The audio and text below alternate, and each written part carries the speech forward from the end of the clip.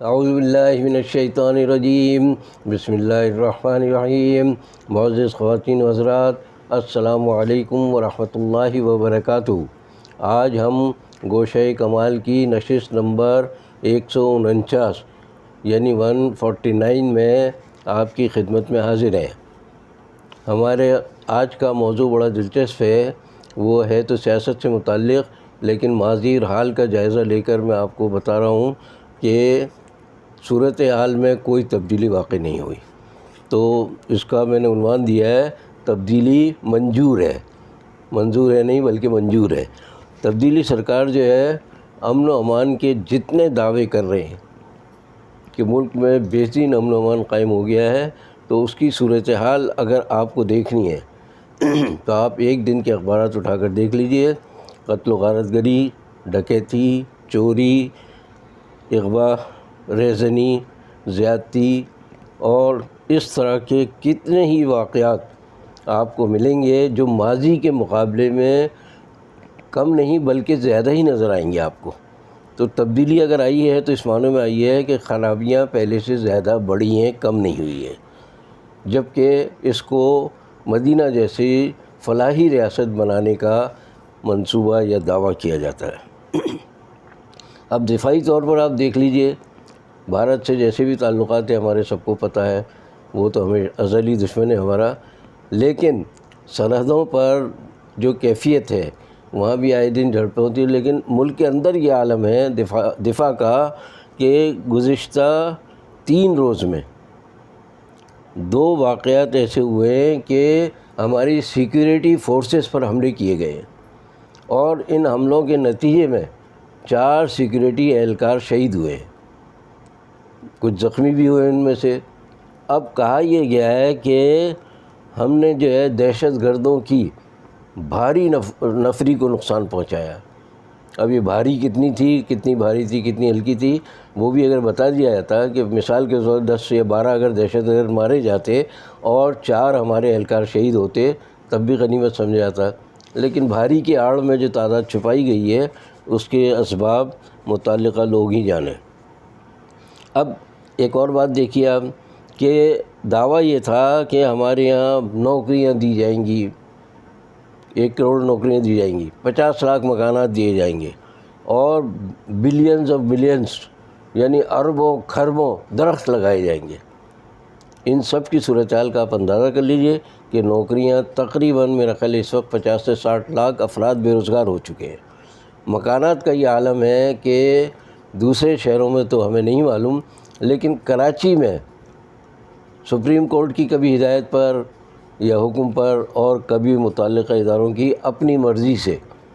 بستیاں کی بستیاں گرائی جا رہی ہیں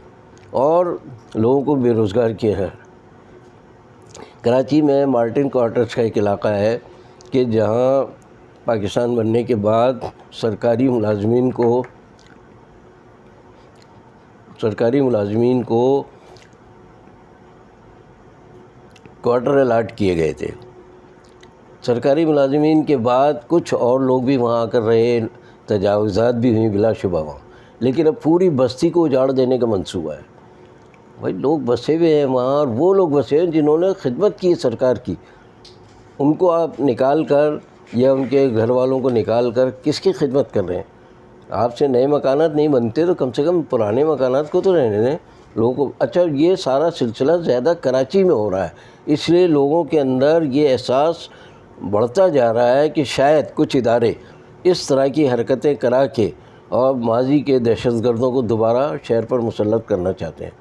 کیونکہ ان کے لیے پھر جواز بن جائے گا کہ دیکھیں جی ظلم ہو رہا ہے ہمارے اوپر۔ اب یہ ظلم کی آڑ میں پھر جو ظلم ہوگا وہ سب کو معلوم ہے۔ اچھا، اب آپ ایک اور چیز دیکھ لیجئے کہ ادارہ شماریات جس کا میں اکثر ذکر کرتا ہوں، ہفتے وار رپورٹ شائع کرنے سے باز نہیں آتا۔ یہ ہر ہفتے رپورٹ شائع کرتا ہے اور بتاتا ہے کہ اس ہفتے میں اتنی مہنگائی اور ہو گئی ہے۔ سرکاری ادارہ ہے یہ، پرائیویٹ نہیں ہے یہ۔ تو پچھلے ہفتے کی جو اس نے اعداد و شمار پیش کیے اس میں بھی اس نے بتایا کہ 21 اشیاء کی جو ضروری اشیاء ہیں، بنیادی اشیاء ہیں عوام کے استعمال کی، ان کی قیمتیں بڑھی ہیں، اور ان میں جو چیزیں شامل ہیں ان کے ذرا آپ نام سن لیجئے کہ وہ اس میں آٹا ہے، آلو ہے، پیاز، گھی، تیل، گوشت، چکن، چاول، دودھ، صابن اور چائے کی پتی، ٹماٹر، لہسن، ان میں سے کون سی ایسی چیز ہے جو ایک عام آدمی کے استعمال میں نہیں آتی؟ ان اشیاء کی قیمتوں میں پچھلے ہفتے میں پھر اضافہ ہوا ہے، خالی اضافہ نہیں ہوا، پھر اضافہ ہوا ہے، یعنی ہر ہفتے یہی رپورٹ ملتی ہے کہ اب اتنی چیزوں میں مزید اضافہ ہو گیا ہے قیمتوں میں ان کی۔ تو عام آدمی کی دسترس سے ان کو باہری کرنے کا منصوبہ ہے شاید ہماری تبدیلی سرکار کا۔ تو اچھا، مزے کی بات یہ ہے کہ مہنگائی کی یہ جو شرح ہے ملک بھر میں تو ہے ہی، لیکن سب سے زیادہ سندھ میں ہے۔ یہاں دو طرح کی نااہلیاں شامل ہو گئی، ایک وفاق کی اور ایک سندھ حکومت کی نااہلی۔ تو سندھ میں سب سے زیادہ مہنگائی ہے، اور اس مہنگائی میں سب سے زیادہ متاثر کراچی کا شہر ہے۔ کراچی کا شہر تو سمجھ لیں شہر ناپرساں ہو کر رہ گیا ہے، کوئی اس کے حال پر ترس کھانے کو تیار نہیں ہے۔ عدالتیں بھی حکم دیتی ہیں تو لوگ بے روزگار ہوتے ہیں اور بے دخل ہوتے ہیں، مکانات سے اپنے خالی کرنے پڑتے ہیں ان کو۔ انتظامیہ ان احکام کی آڑ میں پھر اپنا کھیل کھیلتی ہے۔ تو اس طرح کراچی میں جو تباہی مچا رکھی ہے ان لوگوں نے، وفاقی سرکاری حکومتیں، وفاقی صوبائی حکومتیں اور مقامی ادارے، ان سب نے مل کر۔ اب ایک اور چیز دیکھیے آپ کہ یہاں تو سندھ میں تو میرا خیال ہے کہ خود ہی چھوٹ ہے کہ جو چاہے کرتا رہے آدمی، نہ پابندیاں SOPs جو کہلاتی ہیں ان کی پابندیوں کی کسی کو پرواہ نہیں ہے، کوئی سننے والا دیکھنے والا نہیں ہے۔ تو اب حال ہی میں گیس اور بجلی کی لوڈ شیڈنگ میں اضافہ ہو گیا ہے۔ گیس والوں نے اعلان کیا ہے کہ جی 7 جولائی سے لے کر اس مہینے کی 30 تاریخ سے لے کر اور 7 جولائی تک یہ آپ کو شہریوں کو برداشت کرنا پڑے گا گیس کی کمی کو، یعنی اس کی لوڈ شیڈنگ کو۔ بجلی نے تو جو برا حال کر رکھا ہے وہ سب کے سامنے ہے۔ تو کہنے کا مقصد یہ ہے کہ کراچی کو گیس سے محروم کریں، بجلی سے محروم کریں، پانی سے تو ہے ہی محروم وہ، تو اس طرح اس کو ہر طرح سے محروم کر کے لوگوں میں احساس محرومی پیدا کر کے بغاوت کا جذبہ پیدا کیا جائے۔ یہ ایسا لگ رہا ہے کہ اعلیٰ سطح پر کوئی سازش ہو رہی ہے، اس کے تحت یہ سارا کام ہو رہا ہے، ورنہ اتنی با اختیار حکومتیں سندھ کی بھی اور وفاق کی بھی، جن کے پیچھے اوپر مقتدر حلقوں کا ہاتھ ہے، وہ کیسے برداشت کر سکتے ہیں کہ کراچی جیسے شہر کو جو سب سے زیادہ ریونیو دیتا ہے ملک کو، اس کو تباہ و برباد کرنے کے تمام ذرائع اختیار کر رہے ہیں لوگ، اور یہ چپ چاپ بیٹھے رہیں۔ ظاہر ہے کہ ان کا بھی کہیں نہ کہیں اور کچھ نہیں تو خاموش ان کی اجازت شامل ہے اس کے اندر۔ تو شہری پریشان ہیں اور صنعتیں تباہ ہو رہی ہیں۔ یہ ہے کراچی کا ایک اجماعی حال، لیکن پورے ملک کی صورتحال بھی اس سے کچھ کم نہیں ہے۔ کم و بیش تمام بڑے شہروں میں، اور دیہات کا تو بہت ہی برا حال ہے، ان کا تو کوئی ذکر ہم کر بھی نہیں سکتے، اس قدر برے حال میں ہیں دیہات کے لوگ۔ اب میں ذرا آ رہا ہوں ایک بڑی دلچسپ موضوع پر کہ ماضی میں جب ایوب خان کا دور آمریت آیا تھا، انہوں نے مارشاء اللہ لگایا تھا 1958 میں، پاکستان میں پہلا بڑا اور سخت مارشاء اللہ تھا وہ۔ اس مارشاء اللہ کے کچھ فوائد بھی ہوئے، لیکن بہت سے نقصانات بھی ہوئے، جن میں ایک بڑے نقصان کا میں ذکر کرتا ہوں کہ مشرقی پاکستان ہم سے علیحدہ نہ ہوتا اگر یہ مارشاء اللہ نہ آتا، اور اس مارشاء اللہ کے نتیجے میں کراچی سے دارالحکومت اٹھا کر اسلام آباد میں نہ لے جایا جاتا۔ اسلام آباد کے بارے میں مشہور ہے کہ وہاں اسلام کے سوا سب کچھ ہے، وہاں اسلام ہی نہیں ہے، وہاں اس کا جو حال ہے وہاں کے جو بڑے لوگ کر رہے ہیں وہ۔ تو ایوب خان کے دور میں ایک بڑی خوبی یہ ہوئی تھی کہ انہوں نے بنیادی جمہوریتوں کا نظام قائم کیا تھا، جس کا مقصد یہ تھا کہ محلے محلے میں، چاہے سے محلہ کہیں محلہ کہیں، وہاں ہر جگہ نمائندے عوام کے موجود ہوتے تھے۔ ان نمائندوں کا کام یہ تھا کہ گلی محلے کے چھوٹے چھوٹے مسائل حل کرتے تھے، لیکن وہ دور ایک تو عام لوگ پڑھے لکھے بھی نہیں تھے، اور محلوں سے جو لوگ اٹھ کر آئیں گے بنیادی جمہوریت کے نمائندے کی حیثیت سے، تو وہ کتنے پڑھے لکھے تھے، اس کی آج ایک بڑی دلچسپ روداد میں آپ کو بہت مختصر اقتباس اپنی ایک کتاب کالم پناہ سے سنا رہا ہوں، تاکہ آپ کو پتہ چلے کہ وہ دور کیسا تھا۔ اس دور میں ایوب خان کے دور میں عالم یہ تھا کہ لوگ جاتے تھے کہ صاحب فلاں اپنے یہاں سے فلاں جو ہے لالو خان یہ کھڑا ہو رہا ہے بھائی اس کو ووٹ دیجیے گا آپ۔ اچھا بھائی لالو خان کو بلائیے آپ۔ اب لالو خان سے تعارف ہوا تو وہ فرماتے ہیں کہ انہوں نے لوگوں کو سہولتیں فراہم کرنے کا وعدہ کیا، اعلان کیا۔ اب اس کی زبان میں سن لیجیے کس طرح اس نے تقریر کی، بڑی دلچسپ تقریر ہے، میں زبانی نہیں کہہ سکتا اس لیے پڑھ کے سنا رہا ہوں۔ تو وہ کہتے ہیں اپنے پاڑے میں بچے بچونگڑے غالیوں میں یعنی گلیوں میں ننگ دھڑنگ غلی ڈنڈا کھیلتے ہیں، علم اور سکولوں کی کمی سے وہ جاہل رہ گئے ہیں، یعنی علم اور اسکولوں کی کمی کے جاہل رہ گئے ہیں وہ، اور میری جہالت بھی خاندانی ہے، مطلب میں بھی خاندانی جاہل ہوں۔ اس محلے میں کوئی سرکاری اسپتال یا صفا خانہ بھی نہیں ہے، میری ماں اسی گلی میں ٹی بی سے کھانس کر مر گئی تھی، اس لیے اب ہم غریب ہیں، اس لیے کہ ہم غریب ہیں، پرائیویٹ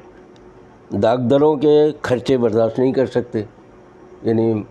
نجی ڈاکٹروں کے ہم خرچے نہیں برداشت کر سکتے۔ میں آپ سے وعدہ کرتا ہوں کہ آئندہ اس محلے میں کوئی جاہل، کوئی مریض اور کوئی بے روزگار نہیں رہے گا۔ زیادہ بات تو نہیں کرتا، صرف اتنا عرض کر سکتا ہوں کہ ایک سکول لڑکوں کے لیے اور ایک سکول لڑکیوں کے لیے بنواؤں گا،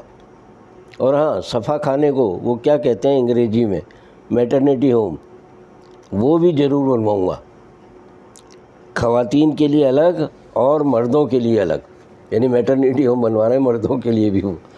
ہم نے ترقی ضرور کی ہے لیکن اتنی بھی نہیں کہ عورتوں مردوں کے مخلوط اسپتال ہوں، لہٰذا ان کے میٹرنیٹی ہوم فی الحال جدا ہی ہونے چاہیے۔ کیا خیال ہے آپ کا؟ تو یہ تو تھی 60 کے عشرے کی باتیں۔ ایوب خان کا جمہوریت کا جو نظام تھا 1960 کے عشرے میں آیا تھا، تو بنیادی جمہوریت کے لوگ اس طرح تقریر کرتے تھے۔ تو اگر دیکھا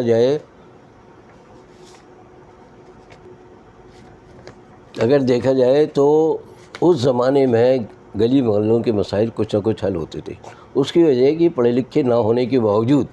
یہ جو بنیادی جمہوریت کہلاتے تھے، یعنی بنیادی جمہوریت کے نمائندے، یہ جیبوں میں میلے کچیلے کپڑے، جیبوں میں وہ اسٹیمپ یا مہر لیے پھرتے تھے یہ، اور محلے میں کوئی صاحب جی ذرا ہمارے اس پر درخواست پہ آپ تصدیق کر دیں، مہر لگا دیں، وہ جیب سے نکالتے تھے مہر، انگوٹھے پہ تھوک لگاتے تھے اور مہر پہ ایسے ایسے رگڑ کے اور کہتے ہاں بھائی کہاں لگانا ہے، وہاں لگا کے ٹھپا اور یوں ہی لائن کھینچ دیتے تھے کہ جاؤ بھائی ہو گئی تصدیق تمہاری۔ تو یہ طریقہ اس زمانے میں جیسا بھی برا سمجھ لیں آپ، لیکن بہرحال عوام کو یہ سہولت حاصل تھی کہ ان کی پہنچ میں ہوتے تھے وہ۔ اور ان کی ایک اور بڑی دلچسپ بات، مجھے تو بہت ہوش آواز کا زمانہ تھا، تو دلچسپ بات یہ تھی کہ یہ بیچارے بلائے جاتے تھے سرکاری جلسوں میں، اجلاس کہیں ہو رہا ہے انہی کا ہی، تو اب بیٹھے ہوئے یہ یا ایوان اگر ان کے چھوٹے موٹے ہوتے جو بیٹھے ہوئے ہیں اونگتے رہتے تھے، انہیں کیا پتہ کیا تقریریں ہو رہی ہیں، انہیں کیا کرنا چاہیے، بس ذرا ان کو تو حکم یہ تھا کہ بس ذرا سا کوئی اشارہ کرے تو بس منظور ہے کا نعرہ لگا دینا، ہاتھ اٹھا کے نا منظور ہے۔ تو بعض اوقات اتنا دلچسپ واقعہ ہوتا تھا کہ وہ اونگریں کسی کی برابر والے کی کونی لگ گئی